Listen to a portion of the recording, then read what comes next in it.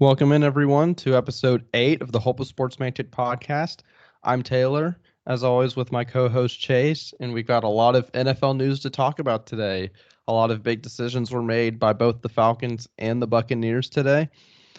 First off, Austin Hooper, Devondre Campbell, and Wes Schweitzer are all going to test the free agent market. Obviously expected on Austin Hooper's part. And a few other moves were made by the Falcons, like Matt Schaub signed a 2-year deal to continue to be the backup. And then the Falcons have alluded to the idea of Tack McKinley. They're not exercising his player option. And there's a lot of other stuff we'll get into. There's some other news with the Buccaneers as far as the Jameis Winston situation.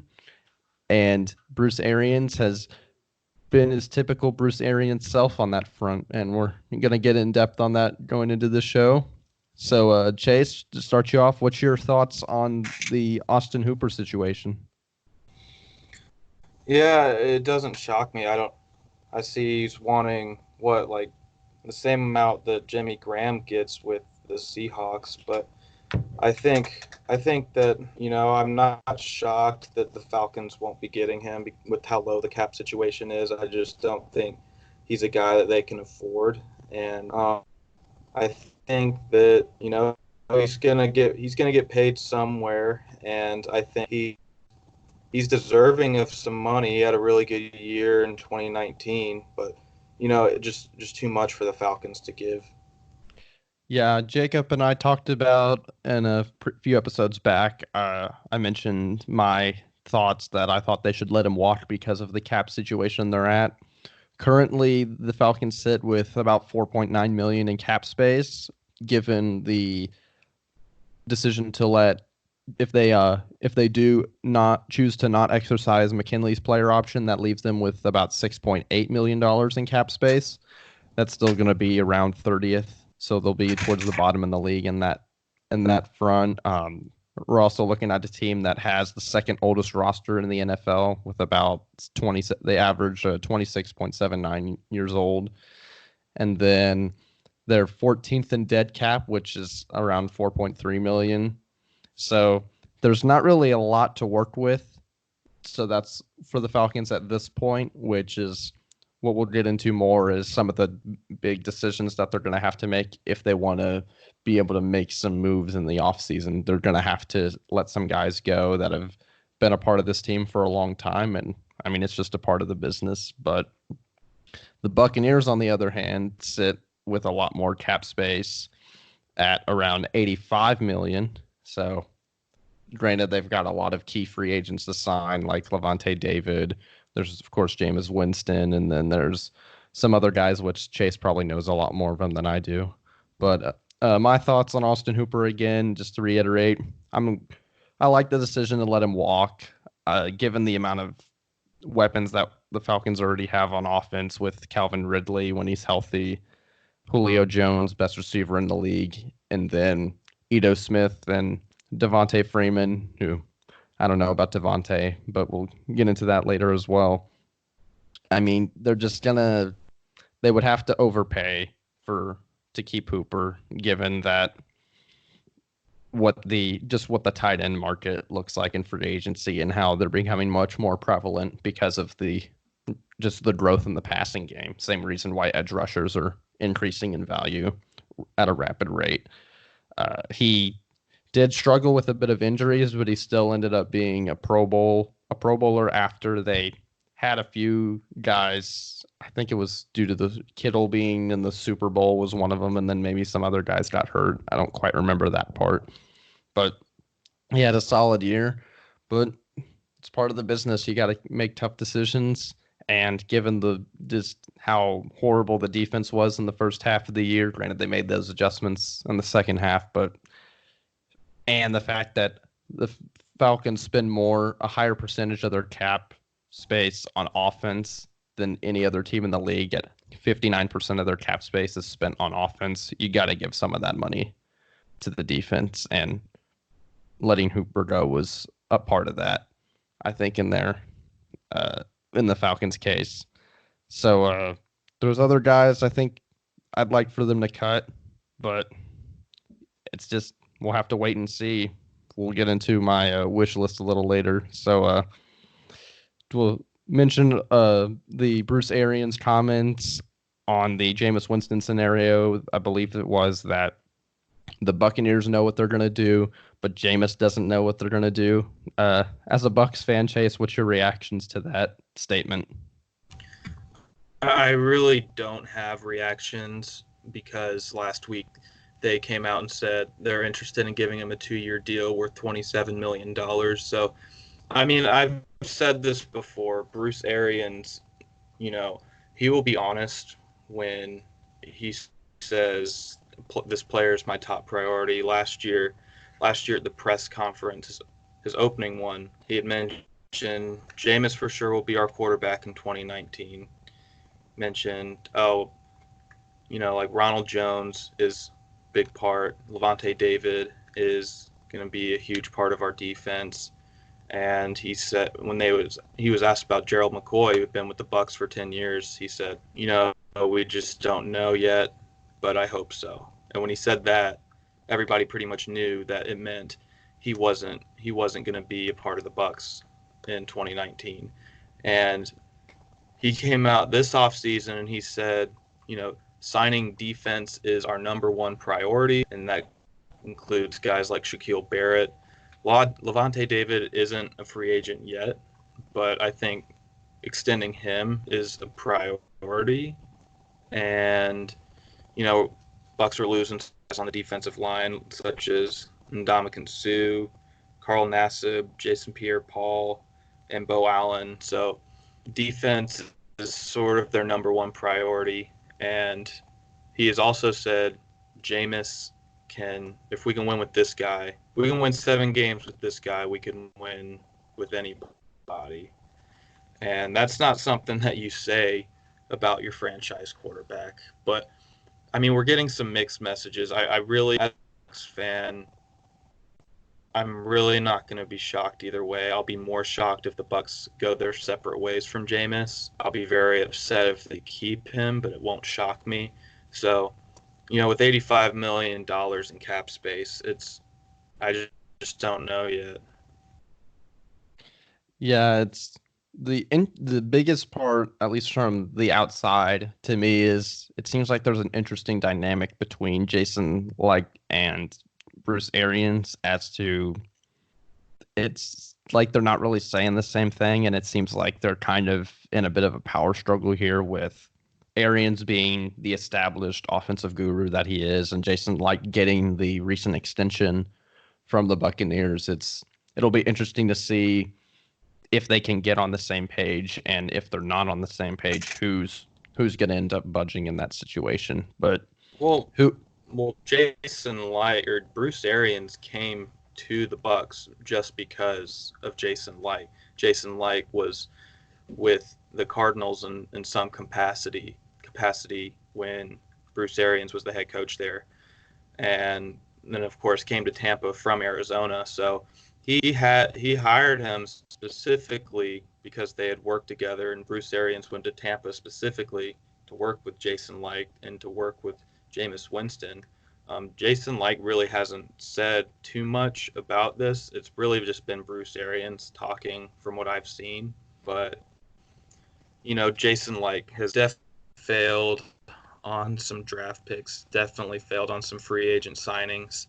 And, that's the thing, I think if it's Jason Light, is Jason Light okay with admitting this former number one pick did not work out? I think that's what's going to be the key here. And I think Bruce Arians is smarter. Bruce Arians is obviously he's more experienced, is a nice way of saying older than Dirk Cutter.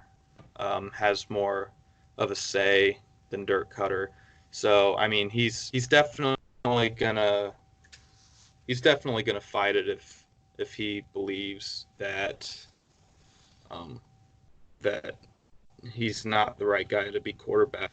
I'll say this too, is that Bruce Arians is 67 years old, and he didn't come to Tampa to rebuild. That was one of the main things he said. He didn't come to rebuild. He didn't, and that's what concerns me. Another thing that concerns me is, he's not coming here to draft and to draft a number one quarterback and to start a rookie next year. He's wanting an experienced quarterback, and whether it's Jameis Winston or whether it's a guy in free agency, that's what remains to be seen.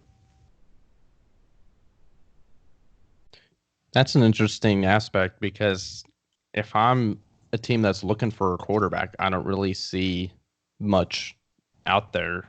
I mean, Philip Rivers is at the tail end of his career. You got possibly Jameis, and then Brady's most likely, I think, going to re-sign with New England just because it's Brady in New England. But is Tannehill still available, or did Tennessee sign him long term? I don't remember if they came to some deal or not. I think he's still available. Yeah. Okay. Yeah, I mean, like you said, he's 67. He doesn't have much time left in the tank in terms of how he wants to construct this team. As a Bucs fan, he's talked about the defense being the number one priority. Who on the defenses specifically is the number one priority in your mind? Is it Shaq Barrett? Shaq Barrett? Yeah, because I mean he had 19 and a half sacks last year.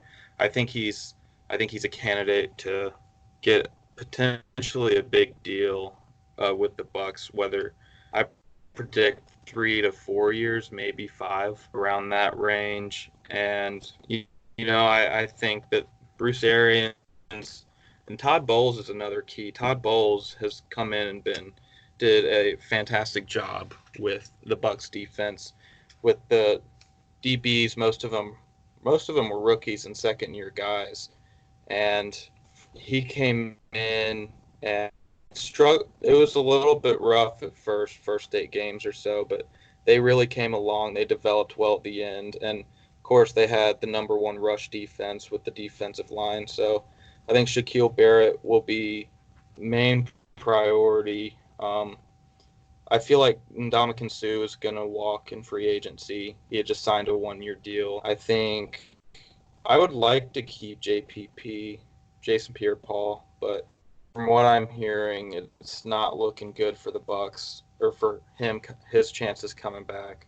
And then, of course, you have Bo Allen and Carl Nassib. And Carl Nassib is one of Jason Licht's signings. One of his, I guess, the only strength that I've noticed of his is he can find these sort of diamond in the roughs, or these guys that just recently got cut, and sign them to 1 or 2 year deals, and they come and they provide very solid numbers or very solid part of the defense. And Carl Nassib was one of those guys when he got cut by Cleveland in 2018, and so I think he would be a solid signing. And then I could see turning just on a 1-year deal to be a solid backup to Vita Vea.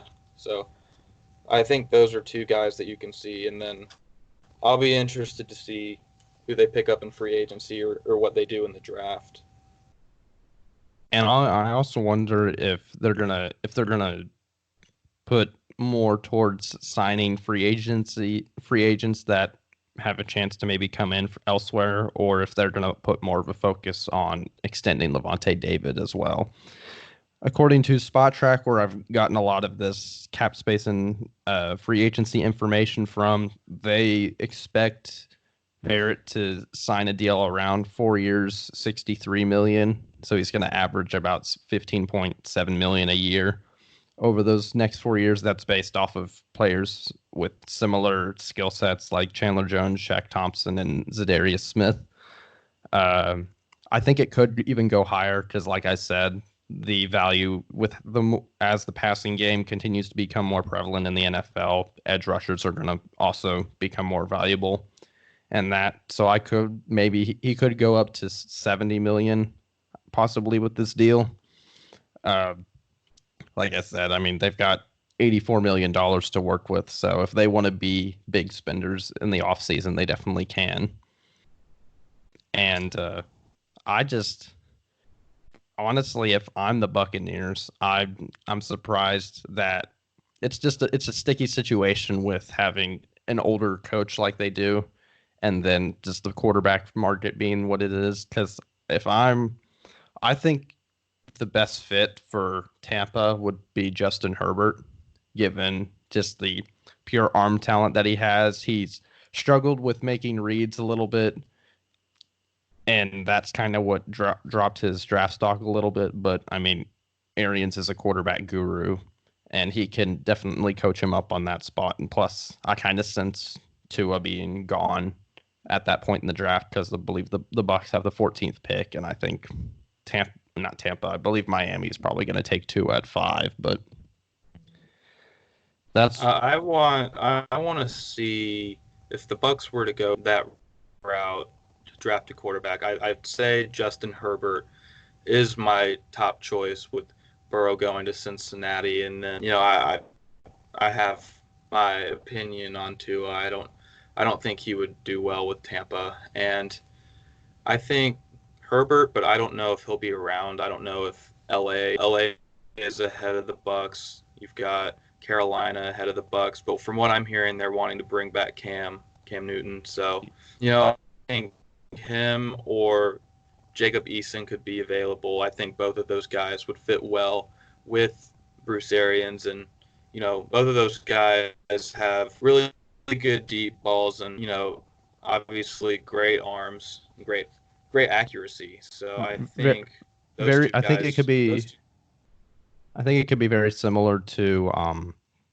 Sorry to cut you off there. I think it could be very similar to honestly like Carson Palmer when they worked their magic in Arizona for a good bit and were honestly one of the contenders in the NFC, and then the injury to Carson Palmer kind of derailed that season. But Herbert and Jacob Eason are both in that similar mold of the bigger, taller QBs with the great deep balls and the good arm strength. I mean, the arm talent is definitely there for both of those guys, and I think it could work out well drafting either one of them.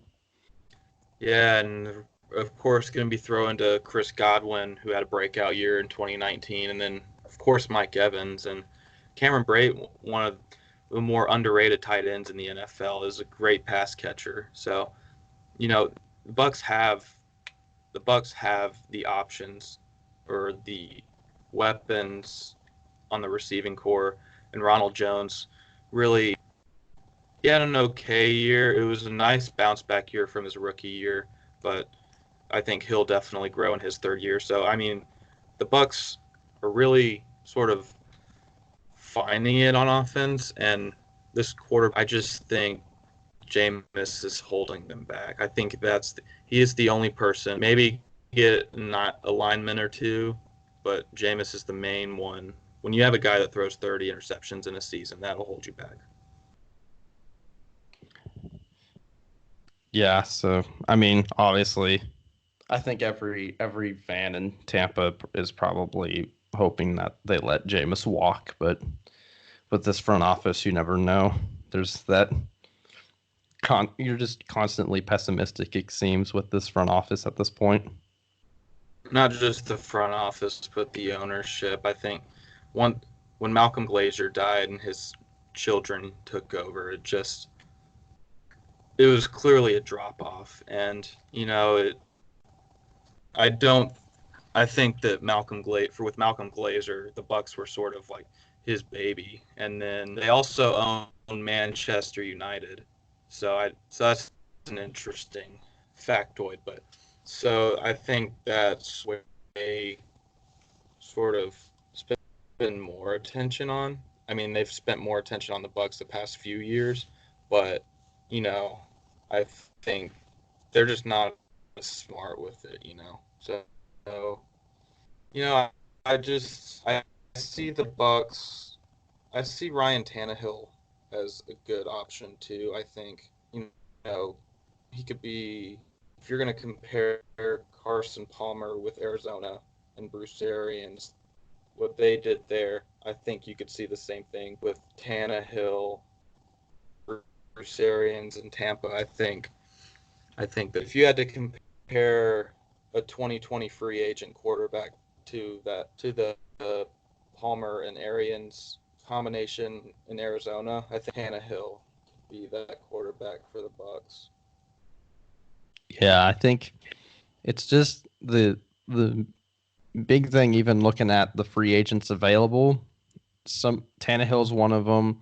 There's Logan Ryan and Derrick Henry, three key guys that were part of the Titans' late run in the into the postseason, and you just know at least, like, I don't knock on wood, like I hope it's not Tannehill, but you don't want. I just think one of those guys is going to end up getting overpaid just from that hot run that they made in the postseason, and were able to give the Chiefs a run for their money, honestly. But it'll be interesting to see just where they end up and what's going to be done with Jameis as far as in the quarterback situation as a whole. Now we're going to kind of shift back to the Falcons a little bit. I did a little bit of looking over the roster as far with Spot Track and looking at what they would save as far as who they would cut and who they would keep. And I'm going to let you know beforehand, I'm being pretty aggressive with these cuts. I think they need a bit of a fresh start with some of these guys. So I looked at Desmond Trufant, Ty Sembrio, and Devontae Freeman. All these guys have at least 2 years left on their deal, and cutting them could open up a decent amount of cap space. So first off, there's Trufant, who is 42% of the cap space spent on the secondary for the Falcons is on Desmond Trufant, who's been consistently one of the worst corners in the NFL. I think all Atlanta fans would agree with me on that pretty much. So by cutting him, given the guaranteed money that he has left on his contract, they would save about $28 million over 3 years, and that's $4.95 million alone in 2020. So that's by cutting one of the worst corners in the NFL, that's automatically going to double their cap space that they have available to spend. And then Sembrio, given we didn't see much from Chris Lindstrom, but Caleb McGarry showed some promise, and I think it would be best just to let him go. They'd save $3.7 million from him in 2020 and $7.97 million over those 2 years. And then the most controversial one out of all of them, of course, is Devontae Freeman. I mean, to elaborate a bit more on this one, when they had to, after the Super Bowl year, when they had to pick and choose between, I think it might have actually been last year, but they had to pick and choose between keeping Tevin Coleman or Devontae Freeman, even at that point, given just the explosivity that he had. And granted, both of them could catch the ball out of the backfield really well, but I just thought Coleman was just the better back out of the two of them. And I was really disappointed to see him go to San Francisco. I'm happy for him that he was able to stick with the same offensive coordinator in Kyle Shanahan there. And eventually, of course, as we all know, they made it to the Super Bowl this past year. But Devontae, they decided to extend him, and it's not really panned out. He's been inconsistent and really unable to stay healthy for a whole 16-game season. So if his contract was 5 years, $41 million, and if they cut him, they'd save $3.5 million in 2020 and $18 million over the next 3 years, and that's when his contract would be up. They'd save a lot in 2022 because his contract is $8.25 million in that year, and there's no dead cap left in that contract. So basically, dead cap, when they cut a player, that's the money that they still have to pay them, even if they cut him. It's basically the guaranteed money that they have in the contract and it depends on the player because the NFL doesn't do guaranteed contracts like other sports do. But just those 3 signings alone, that saves just over $12 million in 2020 alone, and then $54 million in the next 3 years. And then that adds up the total cap space for around $17 million for 2020 if they cut just those 3 guys, which I think would be honestly, in my mind, they're pretty easy decisions to make as far as what they would gain versus what they would lose by letting those guys walk. And then the biggest question mark, I won't say question mark, hottest take, I think, out of all of the possible free agents or guys that, not free agents, guys they could cut, for me is Ricardo Allen. I think he was solid. He's solid in the back end, and but I mean, he I think he's a part of the reason why the secondary struggled a lot, just giving up big plays. And he did make some nice plays, and of course, he struggled with injuries a little bit. But if they cut him, that adds the total savings to just over 63 million over the next 3 years, and then that's going to save another 3 million in 2020, and that's 9.375 over the next 2 years added to it if they cut Ricardo. And then of course we've already brought it up, but it's looking like they're going to cut Tack McKinley, who's been probably one of the bigger busts that they've had.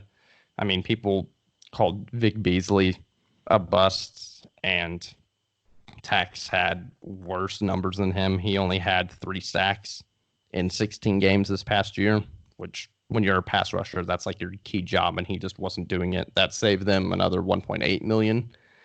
And so it's looking like they're going to have a decent bit of cap space to work with. Not a lot, but I mean, there's still, I mean, the core of this team is established at this point. You have Matt Ryan, you have an elite quarterback in Matt Ryan. You have the best receiver in the league in Julio Jones, and you have a young weapon in Calvin Ridley. And then the biggest hope is that Keanu can come back and be healthy and be able to play a whole season. And then you also have Debo Jones, who's one of the Pro Football Focus's highest rated linebackers over the past 2 years. And just, I mean, the talent's definitely there. It's just like this team is missing a couple more of those puzzle pieces. And granted, like, I'm the opposite of Chase and being the optimist that I am, but I mean, the second half of this past season showed that like the talent is there. It's just a matter of execution at this point. Yeah, the Falcons, I think you've said it before, Thomas Dimitrov, really his strength is drafting, and you'll see him make these picks that either they're not the sexiest names in the world, or they're not guys that you had really heard of, or not the best position, not the position you necessarily wanted. Or Georgia fans, of course, complain all the time about how he never drafts Georgia players. But, you know, his best players have come from the draft, like you've said before. And Falcons have never really been a team that signs big name free agents or go all out on these big names from other teams. They've always sort of drafted and then kept their names, kept their guys that they drafted and signed them long term.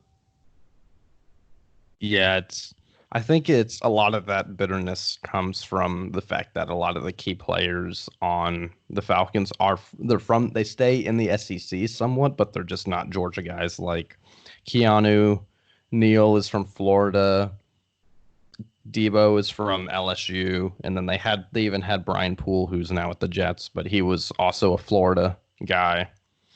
And like Vic Beasley, granted, it's not the SEC, but it's Clemson. And then Jared's also Clemson. So they're staying in the Southeast region, but it's just not been Georgia guys. I think part of that's just like Georgia runs a 3-4 on defense, and then Dan Quinn's defense for Atlanta is a 4-3, and they pick a lot of undersized guys with a lot of speed, and that's not really what Georgia does. So it's just more of a skill set kind of thing. But another thing was Vic Beasley. Wasn't it that year that the Falcons thought Falcons fans / George wanting them to, and then they end up drafting Vic Beasley, and the very next pick, the Rams pick up Todd Gurley. I Bitterness with that, and that's why they've been extra hard on Vic Beasley too. yeah. I mean, I think it was just Vic has talent, but it's also the coaching staff didn't really do him justice. I mean, he put up the sack numbers, but he's just wasn't much besides that. And like you said, that Gurley situation in the draft is there's always gonna be that cloud over him. Just kind of similar to the it's like a lesser version of comparing Trey and Luca. I mean, they're drafted right next to each other. They're always going to be compared. But That was who Mike is? Smith's draft, wasn't it? It wasn't. Was that Dan Quinn's first draft, or was that Mike Smith's draft? I believe it The was. 2014. I believe that was Mike Smith then. But Yeah, I can. Yeah. it was. Yeah. Yeah. That was that was his last year in Atlanta, actually. Mm-hmm. But I mean, I've looked a little bit at, I think, some possible pickups given the decisions that I would make, but outside of re-signing guys in the Buccaneer organization, who were some big free agents that you think might be a good fit for Tampa? I think I've heard Chris Jones's name around, or yeah, just going around, and then I would like to see them get maybe. I've heard Patrick Peterson because of his time with Bruce Arians in Arizona. I think other guys that they could go after, potentially Dante Fowler. I mean, he had a prove-it-year deal. He had a prove-it deal with Los Angeles. I think he had a pretty good year. So I think I don't know. There's not like glaring needs. I would for the offensive line. I would like for them to go the draft route. Um, DeMar Dotson will probably be gone because he's I think he's been around 10 years and and you can tell he's clearly aging, and he's struggled with his injuries and got beat a lot this year. I think for the Bucks, Donovan Smith is the guy they want at left tackle. I've never really been impressed with him. He of course got a 3-year, $42 million deal last year, and I think he's a little bit too slow. I've always said, why not try him at guard? But they have him as the left tackle. I think they could look at the tackles maybe, or maybe they can get another receiver. But I think for the Bucks, I think they could move Ronald Jones and make him like a situational back, and then of course you have some free agents. I think Melvin Gordon is a free agent. I think they could go after some big names. With $85 million, Jason Licht has been known to spend some money. So I think you can look at guys like Clowney or Fowler, Patrick P. or like a guy like Melvin Gordon, maybe Kareem Hunt. Those names are ones to keep an eye on, or probably a quarterback too. I've heard Tom Brady's name, but it's probably 95% chance, 95 to 99% chance he does not go to Tampa, and I think he would take a beating from our offensive line. So I think if they go the quarterback route, that's probably going to take up a third of that cap space this year. And I could see them going with Philip Rivers' name is one that I've seen, Ryan Tannehill. Those are probably the two names I see as most likely candidates if Yeah. Jameis doesn't return. What are you gonna do if Jameis does return? I don't. I like I said, I won't be shocked. It's one of those things. It's like watching a Georgia sports team. you you almost expect them to choke, but every time they do choke, it just is heartbreaking every single time, and it's like you're never really prepared for it, and that's the sort of the same way with the Bucks. It's like you expect them to make the dumb move, and then when it happens, you're not surprised, but you're still really mad about it. And so that's probably, I'm not going to be happy for sure. I'm probably going to be going off on an episode of our podcast after the news. So it will not be a happy day for me. It will be like Stephen A. Smith after the Knicks did not get the #1 draft pick. I am having a very bad day. I am in no mood.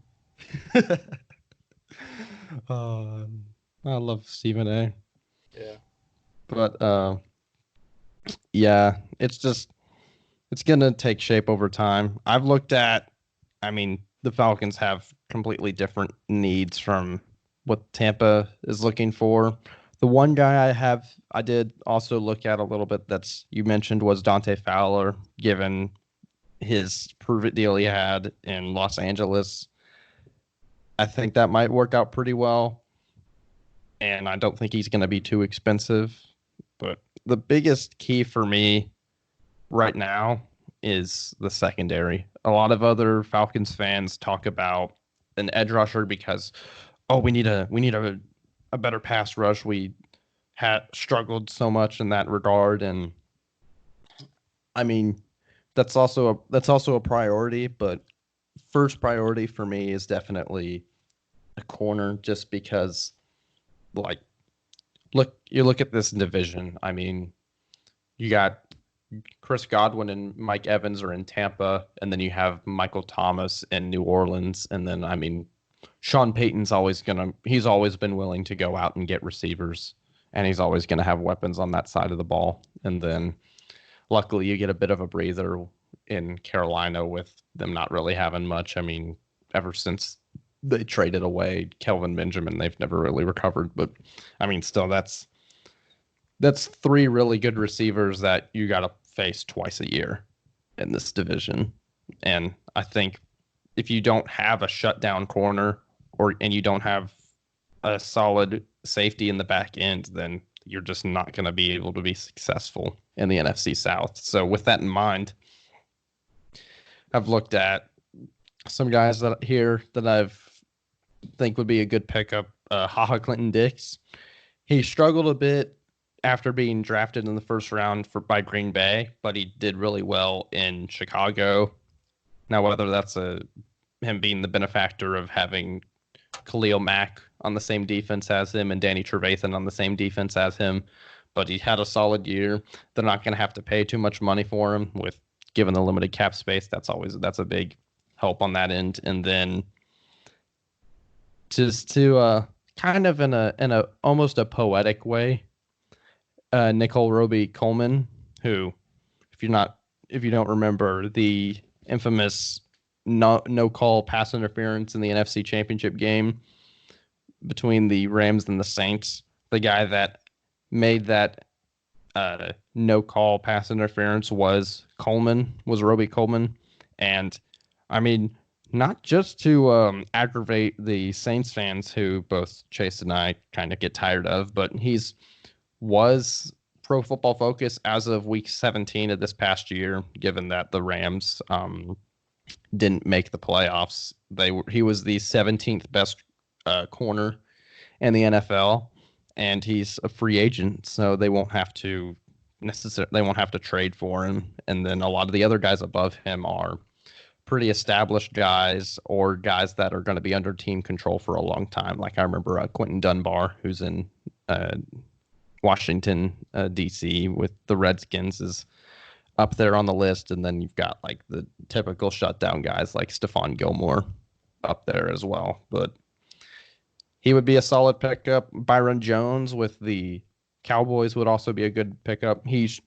I think he's going to be better than his numbers showed, given that he had to make the switch from safety to corner. And so that just kind of took some time. And then once he kind of got settled in, his numbers got a lot better.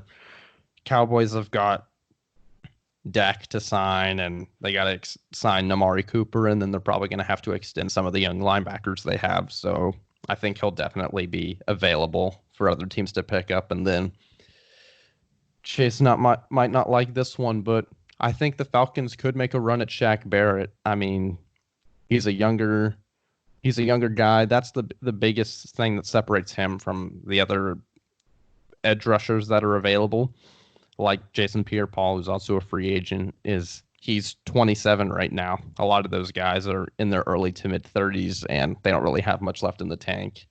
So I think him being in the prime of his career at this point means if they do sign him long term, which I think Dimitrov can kind of work his magic with his salary cap and all that, he's going to be a great pickup wherever he goes. But I think if they want to make a push towards the defensive line, I think he would also be a great pickup. I mean, and then the biggest pass rusher available is definitely Jadeveon Clowney. I'm not really a fan of this one just because the projection is 4 years, $77 million. So you're going to have to pay a lot more money than you would for Barrett to get him. And then he's had a bit of an injury history, even going back to college. And plus, he came from, I think he just works best in a 3-4, and then the Falcons running a 4-3. I mean, granted, he's kind of like Khalil Mack. He's going to be really good regardless of what type of defense, but I don't think he's going to be as well as he's not. I just don't think he's going to be as good as he could be if he goes to Atlanta, and they're going to definitely have to overpay. And with the lack of cap space that they have, they just don't really they can't afford to overpay for a guy right now. Although, given the kind of how the front office and the coaching staff is on thin ice coming into this season, I wouldn't be that surprised if they did do that.